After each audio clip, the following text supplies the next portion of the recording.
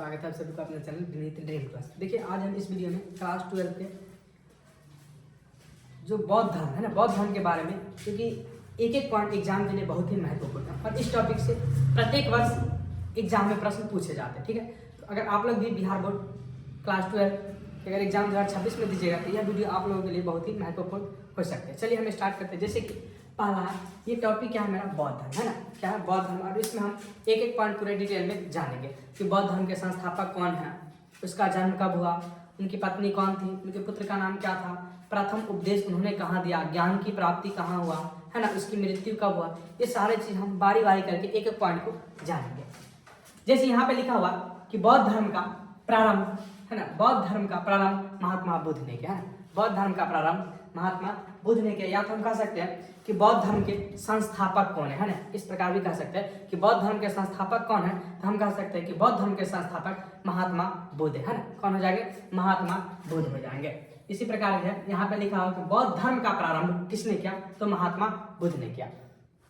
फिर है महात्मा बुद्ध के बचपन का नाम है ना, तो देखिए जब तक इसको ज्ञान की प्राप्ति नहीं हुआ था उससे पहले इसके जो बचपन के नाम था ये सिद्धार्थ नाम था, है ना।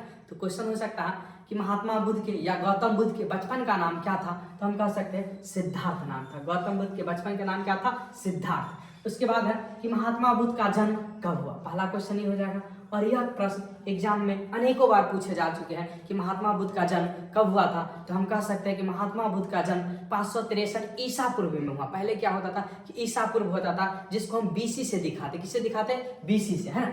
तो इसका जन्म कब हुआ था, 563 ईसा पूर्व में। अब आता है क्वेश्चन कि कहाँ हुआ, तो हम कह सकते हैं नेपाल में, ये नेपाल देश का नाम। अब स्थान तो हम कह सकते हैं लुम्बिनी। लुम्बिनी में कहाँ पे, तो कपिलवस्तु में हुआ था। अब हम कह सकते हैं कि महात्मा बुद्ध का जन्म 563 ईसा पूर्व में, 563 ईसा पूर्व में नेपाल के लुम्बिनी कपिलवस्तु में हुआ था। नेपाल के लुम्बिनी कपिलवस्तु में हुआ था। फिर है महात्मा बुद्ध के पिता के नाम क्या था, है ना। महात्मा बुद्ध के पिता के नाम क्या था, तो हम कह सकते हैं महात्मा बुद्ध के पिता का नाम शुद्धोधन था। क्या नाम था, शुद्धोधन, जो क्या थे, शाक्यगण के प्रधान थे। शाक्यगण के प्रधान थे या शाक्यगण के मुखिया भी हम कह सकते हैं, है ना। तो यहाँ पे क्या है कि महात्मा बुद्ध के पिता का नाम क्या है, तो शुद्धोधन, और महात्मा बुद्ध के पिता क्या थे, तो शाक्यगण के प्रधान थे, या हम कह सकते हैं कि महात्मा बुद्ध के पिता शाक्यगण के मुखिया भी कह सकते थे।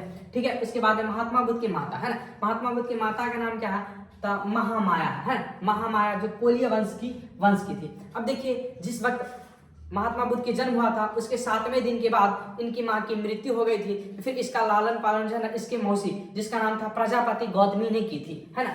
फिर आगे हो जाएगा कि इनकी मौसी कौन हो जाएगा, मौसी हो जाएगा गौतमी, जो गौतमी ने इनका पालन पोषण किया। इसका पूरा नाम हो जाएगा प्रजापति गौतमी, है ना, प्रजापति गौतमी। फिर है कि गौतमी कौन थी, इनके सौतेली माँ थे, है ना, सौतेली माँ थे। फिर है इनका विवाह कितने वर्ष की अवस्था में हुआ, तो हम कह सकते हैं कि गौतम बुद्ध का विवाह 16 वर्ष की अवस्था में हुआ था। कितने वर्ष की अवस्था में हुआ था, 16 वर्ष की अवस्था में यशोधरा से। किससे हुआ, यशोधरा से। अब क्वेश्चन हो सकता है कि महात्मा बुद्ध के पत्नी का नाम क्या था, तो हम कह सकते हैं यशोधरा। फिर है ये क्या, अति नामक अति सुंदरी स्त्री से हुआ। फिर इनके पुत्र, जब इसका जन्म हुआ कुछ समय के बाद इसके पुत्र का जन्म हुआ जिसका नाम था राहुल। जब इसका पुत्र का जन्म होने के कुछ समय के बाद इन्होंने गृह त्याग कर दिए थे। फिर है कि ज्ञान प्राप्ति के बाद इन्हें महात्मा बुद्ध कहा गया। अब क्वेश्चन बन सकता है कि गौतम बुद्ध को महात्मा बुद्ध कब कहा गया, हम कह सकते हैं गौतम बुद्ध को महात्मा बुद्ध ज्ञान प्राप्ति के बाद कहा गया। अब इसको ज्ञान प्राप्ति कहाँ हुआ, तो हम कह सकते हैं बोध गया में एक पीपल वृक्ष के नीचे हुआ था। फिर है बुद्ध का शाब्दिक अर्थ क्या होता है, तो हम कह सकते हैं बुद्ध का जो शाब्दिक अर्थ होता है ज्ञान संपन्न व्यक्ति हुआ था। क्या होता था, ज्ञान संपन्न व्यक्ति। और इसके 3 मंत्र भी थे, है ना। पूछा जा सकता है कि महात्मा बुद्ध के मंत्र कौन थे, तो हम कह सकते हैं बुद्धम संघ, है ना। क्या थे, बुद्धम संघ, जिसमें कि धम्म महामंत्रों की शुरुआत सम्राट अशोक ने किए थे। कौन किए थे, अशोक। जो अशोक पहले मौर्य वंश से संबंध रखते थे, उन्होंने कलिंग युद्ध के बाद यही धर्म को अपनाए थे, बौद्ध धर्म, है ना। तो कलिंग युद्ध कब हुआ था, तो हम कह सकते हैं 261 ईसा पूर्व में हुआ था। कब हुआ था, 261 ईसा पूर्व में। और इस युद्ध के बाद अशोक ने बौद्ध धर्म को स्वीकार कर लिया और उन्होंने धम्म महामंत्रों की शुरुआत की।